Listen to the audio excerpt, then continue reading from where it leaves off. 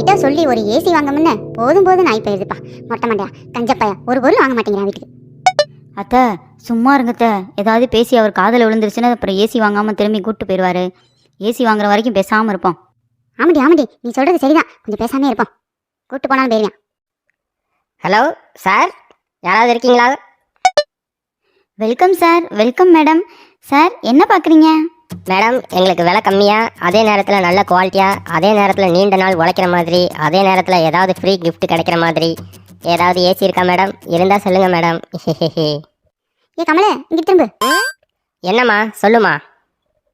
டேய், என் ரூமுக்கு 3 ton AC வாங்கி மாட்டி விட்றா. வெக்க தாங்க முடியலடா. அந்த பிள்ளைகிட்ட கேளு 3 டன் ஏசி இருக்கான்னு. ஏங்க அப்போ நம்ம ரூமுக்கு 4 டன் ஏசி வாங்கி மாட்டுங்க. 2 பேரும் என்ன நினச்சிக்கிட்டு இருக்கீங்க? டன்னாக கேட்டுக்கிட்டு இருக்கீங்க. ஒரே ஒரு டன்னு தான் வாங்குவேன், அதையும் ஹாலில் தான் மாட்டுவேன். 2 பேரும் ஹால்லேயே படுத்துக்குங்க, நான் மாடியில் போய் படுத்துக்கிறேன். எனக்கு ஏசியே வேணாம். மொட்டையே பேசுகிற பேச்ச பாரு. மாடியில் போய் படுக்கிறானா? ஒரு பொருள் வாங்குவானான்னு சாதிக்கிறேன். என்கிட்ட வாங்க முடியல, போதும் போதும் நான் போலையே. ஏங்க என்னங்க இப்படி சொல்கிறீங்க? நீங்களும் ஹாலில் ஒரு ஓரமாக படுத்துக்கங்க. நான் ஓரமாக படுக்கிறேன், ஒளிஞ்சிக்கிட்டு கூட படுக்கிறேன். முதல்ல ஏசியை வாங்குவோம், அப்புறமா என்ன ஏதுன்னு பார்த்துக்கலாம். கொஞ்ச நேரத்துக்கு சும்மா இருங்க. நம்மகிட்ட பாரு கடுகடுன்னு பேசையான், அங்கே பாரு பல்லு பூரம் தெரியுது இழிச்சுக்கிட்டு. ஆமத்த, இவர் இப்படி தான் செய்கிறாரு பாருங்களேன். அந்த பிளேட்டை எப்படி சிரிச்சு சிரிச்சு பேசிக்கிட்டு இருக்காரு. மேடம், இவங்க கிடக்குறாங்க மேடம். நீங்கள் சொல்லுங்கள் மேடம், எங்களோட வீட்டுக்கு எந்த ஏசி போட்டால் கரெக்டாக இருக்கும்னு நீங்கள் சொல்லுங்கள் மேடம். சார் உங்கள் வீடு எவ்வளோ பெருசுன்னு சொன்னீங்கன்னா அதுக்கு தகுந்த மாதிரி நான் ஏசி சொல்கிறேன் சார். அது இல்லாமல் உங்களை மாதிரி நல்ல கஸ்டமர் தான் சார் எங்கள் கடைக்கும் தேவை. 1 வேணுமா 2 வேணுமா சார்?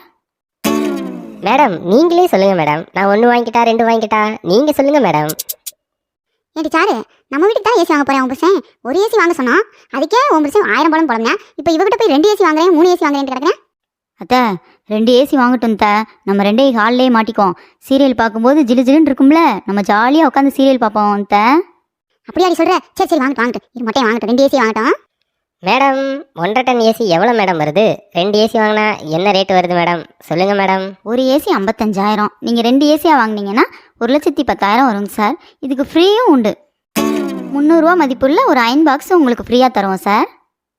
டேய், அயன் பாக்ஸ் ஃப்ரீயா தராங்களாண்டா? 2 ஏசியா வாங்க, ஒரு அயன் பாக்ஸ் வாங்கிக்கலாம். அம்மா 300 ரூபாய்க்கு அயன் பாக்ஸ் தராங்களாம். அதுக்கு நம்ம 1,10,000 ரூபாய்க்கு ஏசி வாங்கணுமா? கொஞ்சமாவது புரியுதா இல்லையா உனக்கு? சார் சார் கோவப்படாதீங்க சார். இன்னும் ரேட் கம்மியில் கூட இருக்குது, வேணும்னா சொல்கிறேன் நான். மேடம் மேடம் அப்படிலாம் இல்லை மேடம், நாங்கள் காஸ்ட்லியான ஏசி வாங்கலான்னு தான் வந்தோம்.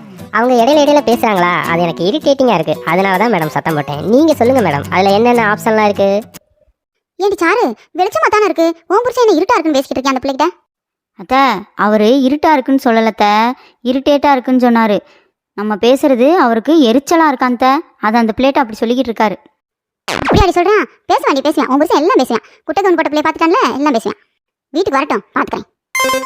சார் இந்த ஏசியில் நீங்கள் சுவிட்ச் போடவே தேவையில்லை, நீங்கள் பார்த்தாவே ஓடும். அந்தளவு டெக்னாலஜி இந்த ஏசியில் இருக்குது சார். அது மட்டும் இல்லாமல் கரண்ட் பில்லும் கம்மியாக தான் வரும். மாதம் ஒரு ஏசிக்கு என்ன 3000 ரூபா அவ்வளோ ரேஞ்சில் தான் சார் வரும். உங்களுக்கு அதெல்லாம் பெரிய காசே இல்லைல்ல சார். உங்களை பார்த்தாவே தெரியுது ரிச்சான ஆள்னு. ஆமாம் மேடம், காசெல்லாம் எனக்கு ஒரு பிரச்சனையே இல்லை மேடம். நீங்கள் சொல்லுங்கள் மேடம். நீங்கள் சொல்கிறத கேட்குறப்பே எனக்கு இன்னும் 2 ஏசி சேர்த்து வாங்கணுங்கிற ஆசை வருது மேடம். ஏ கமலு, அப்போ 2 ரூமுக்கு 2 ஹாலுக்கு சரியா? நாங்கள் பேசிட்டு இருக்கப்ப குறுக்க பேசாத. முதல்ல உனக்கு ஏசியே கிடையாது. ஏய், முதல்ல உனக்கு வீடே கிடையாது, அது ஏன் வீடு. நீ வீட்டுக்குள்ளே வரக்கூடாது. சரி மொட்டை, பேசிக்கிட்டே இருக்காத, டக்குன்னு ஏசியை வாங்கிட்டு வா. வீட்டில் போய் ஜிலு ஜிலுன்னு உட்காரணும்ல. ஏங்க ஆமாங்க, லேட்டாக வேறு ஆகுதுல்ல. சீக்கிரம் நல்ல மாடலை பார்த்து செலக்ட் பண்ணுங்கள், எடுத்துகிட்டு போகலாம் வீட்டுக்கு. சரி அவசரப்படாதீங்க. நம்ம இன்னைக்கு போயிட்டு நாளைக்கு வந்து வாங்கலாம். இன்னைக்கு நாள் நல்லா இல்லை போல, நாளைக்கு வந்து வாங்கலாம். ஏண்டா இன்னைக்கு என்ன நல்ல நாள் இல்லையா? எனக்கு தெரியும்டா நீ இப்படி தான் செய்வேன்னு. அம்மா நாளைக்கு நீங்களாம் வந்து கஷ்டப்பட தேவையில்ல. நான் மட்டும் தனியாக வந்து இவங்களை பார்த்து நல்ல ஏசியாக வாங்கிட்டு வரேன். இன்னைக்கு நம்ம வீட்டுக்கு போகலாம். நாளைக்கு வந்து நீ இந்த பிள்ளைகிட்ட சொல்லி விடுறதுக்கு நாங்கள் தான் ஆளா? ஏண்டா ஏடி சாரு, இப்படியே நின்றுட்டே இரு, என்னன்னு கேளேன். ஏங்க என்னங்க இப்படி சொல்லிட்டு இருக்கீங்க? நாளைக்கு என்ன வந்து நீங்கள் எடுக்கிறீங்க?